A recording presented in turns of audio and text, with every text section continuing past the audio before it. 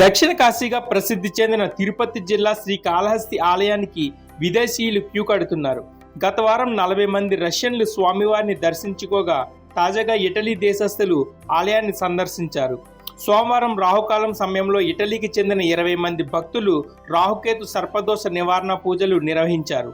భారతీయ సంస్కృతి ఉట్టిపడేలా సంప్రదాయ దుస్తులు ధరించిన ఇటాలియన్లు శ్రీకాళహస్తీశ్వరుని దర్శించుకుని ఆలయ విశేషాలు తెలుసుకున్నారు.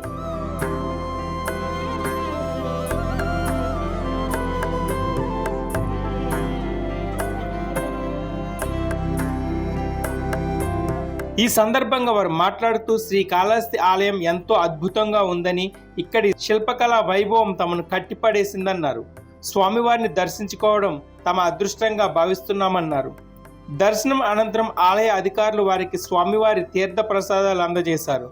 ఎప్పుడూ మోడర్న్ దుస్తుల్లో కనిపించే విదేశీయులు మన సంప్రదాయ దుస్తుల్లో కనిపించేసరికి ఆలయంలోని భక్తులందరూ ఆసక్తిగా గమనించారు. ఇటాలియన్ మహిళలు నుదిటిన విభూది ధరించి తలలో పూలు కూడా పెట్టుకోవడం అందరినీ ఆకట్టుకుంది.